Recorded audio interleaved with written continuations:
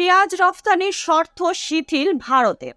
অর্ধেক শুল্ক কমিয়ে সর্বনিম্ন মূল্য প্রত্যাহার। বাংলাদেশ সহ বিভিন্ন দেশে পেঁয়াজ পাঠাতে নিম্নতম রফতানি মূল্য প্রত্যাহার করে নিয়েছে ভারত। শুক্রবার 13 সেপ্টেম্বর এ সংক্রান্ত নোটিফিকেশন জারি করেছে ভারতের বৈদেশিক বাণিজ্য শাখা। ফলে এখন থেকে পেঁয়াজ আমদানিতে নির্ধারিত কোনো মূল্য পরিশোধ করতে হবে না আমদানিকারকদের।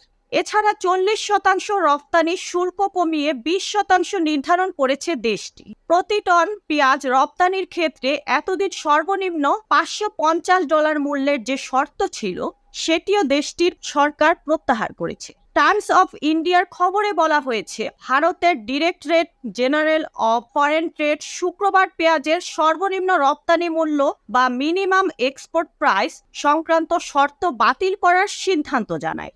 এই সিদ্ধান্ত অবিলম্বে কার্যকর হবে বলেও জানানো হয়। এর ফলে ভারতীয় ব্যবসায়ীরা এখন যে কোনো দামে পেঁয়াজ রপ্তানি করতে পারবেন।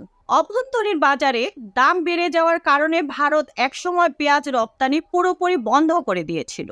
তবে চলতি বছরের মে মাসে রপ্তানির উপর থেকে নিষেধাজ্ঞা তুলে নিয়ে পেঁয়াজের সর্বনিম্ন রপ্তানিমূলক $550 নির্ধারণ করে দেয়। এছাড়া রপ্তানির উপর 40% শুল্ক আরোপ করে।